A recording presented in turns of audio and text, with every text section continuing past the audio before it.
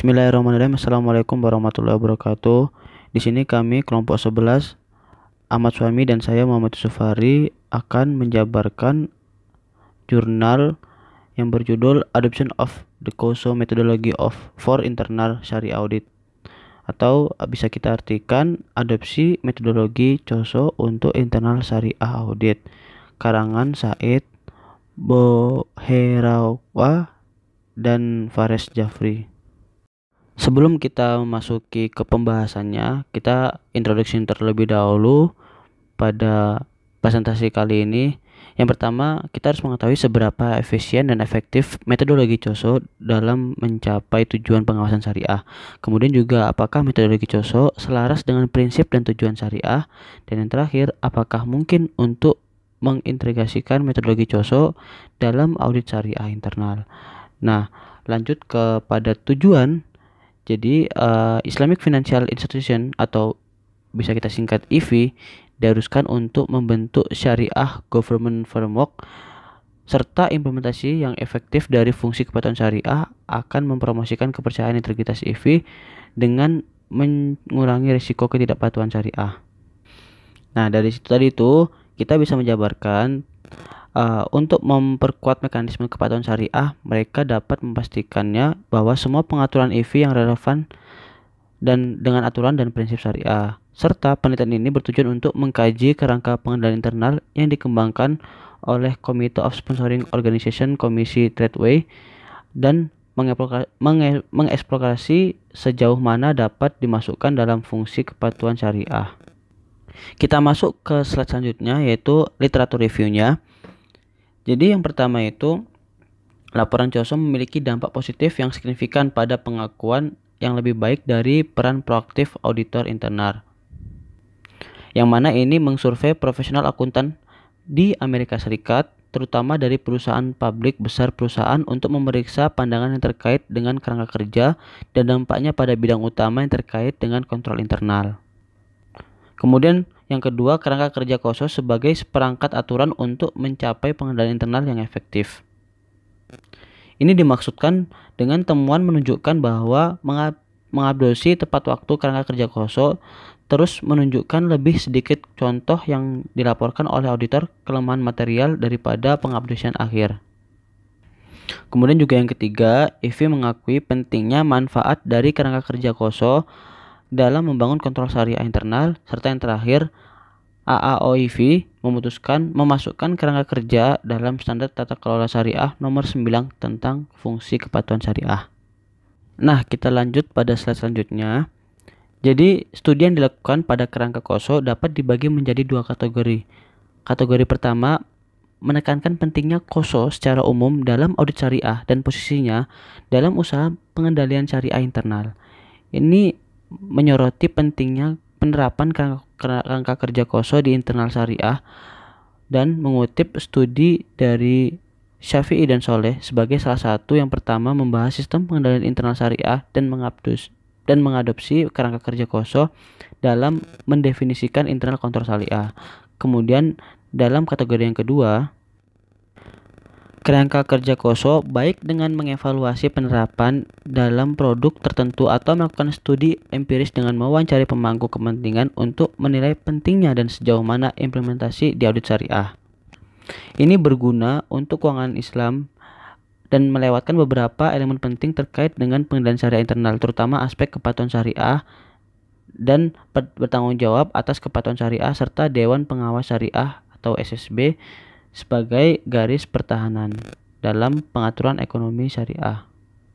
Nah, di sini kita juga bisa sebagai bahan contoh dari contoh mewawancari dalam lingkup audit syariah itu mewawancarai kepala audit internal, manajer internal, manajer internal departemen audit, anggota komite syariah, auditor eksternal dan akademisi di implementasi kerangka kerja COSO dalam manajemen risiko perusahaan dan menemukan bahwa beberapa responden mengonfirmasi mereka mengadopsi kerangka kerja COSO.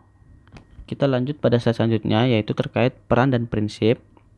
Jadi perlu dicatat bahwasannya tidak ada perbedaan antara peraturan syariah dan peraturan perusahaan konvensional kecuali dalam hal undang-undang yang mengatur uh, pengaturan syariah. Dan AOV juga menegaskan bahwasannya tata kelola di IV jauh melebihi batas tata kelola di lembaga konvensional. Nah, IV juga mengkonfirmasi bahwasannya ada pengawasan syariah yang independen dan efektif untuk masing-masing struktur, yaitu bisa dijabarkan yaitu pertama mengeluarkan fatwa dan keputusan terkait yang mengatur kerja lembaga keuangan. Yang kedua, menyebarluaskan informasi terkait fatwa dan keputusan tersebut di antara para pegawai di lembaga jasa keuangan syariah yang bertanggung jawab untuk memantau aktivitas sehari-hari. Yang ketiga, tinjauan dan audit syariah internal untuk memverifikasi kepatuhan transaksi dilakukan di lembaga keuangan dengan ketentuan syariah. Yang keempat, tinjauan syariah tahunan untuk mengonfirmasi bahwa pengawasan dan audit syariah internal dilaksanakan secara tepat dan sesuai kebutuhan. Nah, kita beralih ke slide selanjutnya dengan melihat tujuan pengendalian internal menurut kerangka KOSO itu terbagi menjadi 3 tujuan. Yang pertama, tujuan operasi, yaitu mereka berhubungan dengan penggunaan yang efektif dan efisien dari semua sumber daya entitas, termasuk tujuan kinerja operasional dan keuangan, serta menjaga aset dari kerugian. Tujuan yang kedua yaitu tujuan pelaporan, yaitu mereka berhubungan dengan pelaporan keuangan dan non-keuangan internal dan eksternal, diarahkan pada penggunaan apa yang dihasilkan dan dokumentasinya dengan laporan yang andal, serta transparan disertai kepada manajemen. Serta tujuan yang terakhir yaitu tujuan kepatuhan, mereka berhubungan dengan kepatuhan terhadap hukum dan peraturan yang organisasi tunduk pada KOSO. Nah, jadi sekarang kita lanjut ke penerapan audit syariah pada lembaga keuangan Islam. Kita masuk dulu terhadap pendekatan AOV pada internal audit syariah. Yang pertama di sini bisa kita lihat independensi dan objektivitas, yaitu status organisasi pada kontrol internal syariah harus cukup untuk memenuhi tanggung jawabnya. Hal ini dicapai dengan menempatkan kontrol internal syariah dalam struktur organisasi pada posisi tidak lebih rendah dari tingkatnya. Kemudian kemahiran profesionalnya, hal ini dicapai dengan praktik perekrutan yang baik, pengawasan terhadap pengendalian internal syariah, kepatuhan terhadap kode etik, pengetahuan yang tepat, keterampilan dan disiplin, pendidikan dan pelatihan berkelanjut, serta perawatan profesional yang diperlukan. Oleh karena itu, audit internal syariah harus kompeten dan harus memiliki latar belakang pendidikan dan pelatihan yang sesuai dengan pemenuhan peran mereka dan tanggung jawabnya. Mereka juga harus mengikuti perkembangan yang mungkin terjadi pada tempat dalam bisnis keuangan Islam. Kemudian peran auditor internal syariah meliputi, jadi pertama itu merencanakan setiap tugas pengawasan internal syariah. Nah, yang dimaksud dengan mengumpulkan informasi berkaitan dengan kegiatan yang akan dipantau. Contohnya ada banyak, cuman satunya itu yang menentukan tujuan dan ruang lingkup pengendalian internal syariah, terus memperoleh seluruh fatwa, pedoman dan petunjuk DPS, hasil internal dan pengawasan syariah eksternal untuk tahun sebelumnya, dan relevan korespondensi termasuk korespondensi dengan pengawasan dan pengawasan tubuh. Kemudian juga menyiapkan sumber daya yang dibutuhkan untuk melakukan pengendalian syariah internal. Kemudian juga melakukan survei bagian-bagian yang harus ditekankan dalam syariah internal. Terus juga mengidentifikasi aktivitas risiko dan parameter kontrol dan mengundang badan yang dipantau untuk penyerahan pengamatan mereka dan proposalnya. Kemudian juga menyiapkan program pengawasan syariah internal, menetapkan metode dan tanggal pelaporan hasil syariah internal, dan juga yang terakhir memiliki rencana aksi pengawasan syariah internal yang disetujui oleh yang berwenang termasuk DPS. Jadi itu ada salah satu contoh dari merencanakan setiap tugas pengawasan internal syariah. Kemudian juga yang kedua itu meneliti dan mengevaluasi informasi terkait pengawasan internal syariah. Lanjut, itu melampirkan laporan yang objektif tentang hasil pengawasan internal syariah.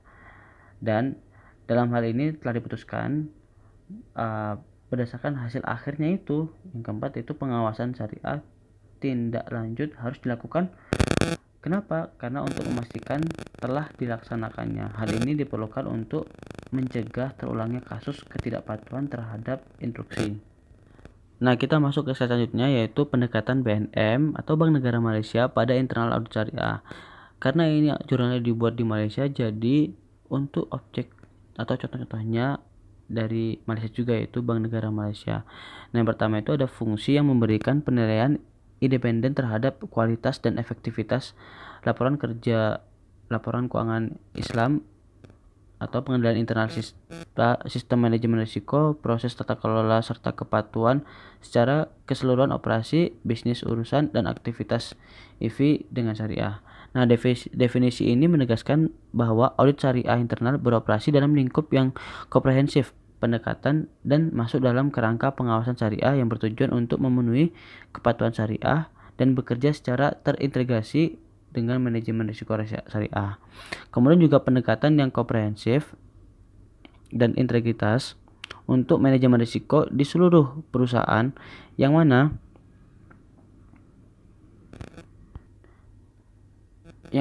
mengintegrasi risiko yang timbul dari ketidakpatuhan syariah bersama risiko lain seperti kredit pasar, operasional, dan likuiditas, serta integritas yang efektif dari fungsi kontrol di bawah tata kelola syariah, serta pengaturan pengawasan manajemen risiko, kepatuhan, dan audit internal di tingkat entitas dan tingkat kelompok. Nah, sebagai bagian dari upaya untuk mengelola dan mengendalikan risiko yang terkait dengan peristiwa ketidakpatuhan syariah, SGF atau Syariah Governance Framework 2019 memperkuat fungsi pengendalian internal untuk efektivitas pengelolaan risiko semacam itu. Berbeda dengan framework SGF 2011 yang memperkenalkan syariah penelitian sebagai fungsi independen. Nah, di SGF 2019 ini memberikan tugas penelitian kepada Sekretariat Panitia Syariah. Untuk slide selanjutnya ada penerapan metodologi KOSO audit internal syariah. Untuk penerapan metodologi KOSO khusus proses audit internal syariah, di sini penulis memiliki pandangan penerapan metodologi KOSO untuk audit internal syariah itu tidak hanya mungkin tetapi juga diinginkan. Sebagai gambaran, pada era modern, upaya awal untuk mengadopsi praktik terbaik karya konvensional muncul dalam upaya para sarjana muslim kontemporer untuk menjelaskan hukum Islam dengan hukum konvensional.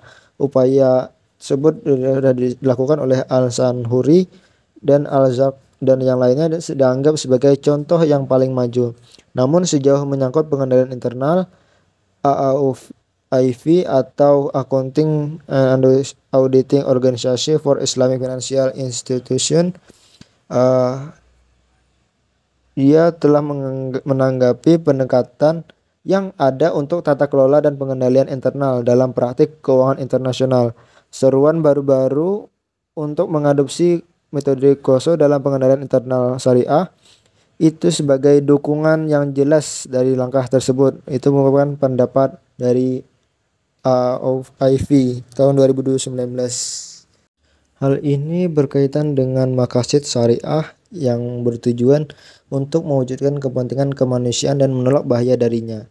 Untuk lebih lanjut, maqasid syariah menganjurkan untuk menggunakan dengan baik pencapaian terbaik dari pikiran manusia dalam mengembangkan metode dan alat untuk kinerja yang optimal.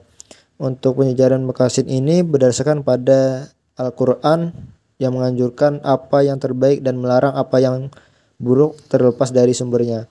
Untuk pengesahan tersebut, Nabi Muhammad SAW dari beberapa praktik sebelum Islam seperti penjualan salam adalah sebagai contoh yang jelas dari adopsi tersebut, meskipun beliau membuat beberapa modifikasi terkait dengan penentuan volume, berat, dan tanggal pengiriman salam. Beliau menerimanya pada prinsipnya berdasarkan Bukhari 1422 Hijriah. Kerangka kerja ini juga menempatkan prioritas tertinggi pada manajemen risiko karena menjadikannya bagian integral dari proses pengambilan keputusan di semua kegiatan lembaga dan dianggap penting untuk mencapai tujuan dan meningkatkan kinerja. Manajemen risiko di LKI dianggap sebagai landasan untuk memastikan pengelolaan aset lembaga yang efektif dan kepatuhan umum terhadap aturan dan prinsip syariah. Faktanya, kerangka kontrol KOSO memberikan presentasi pengendalian internal yang terintegrasi dan sistematis dan meletakkan langkah-langkah yang dapat dengan mudah diterapkan pada audit syariah. Selanjutnya, kerangka pengendalian internal KOSO hadir sebagai respon terhadap perkembangan yang terjadi pada sistem tata kelola, kondisi kualitas, dan kemajuan teknologi. Meskipun pada prinsipnya berlaku untuk semua lembaga, baik keuangan atau ekonomi penyedia layanan, tidak semua rincian mengikat pada lembaga yang tidak memiliki kompleksitas organisasi modern atau yang belum mengalami semua fase perkembangannya, yang memiliki kekhasan tersendiri.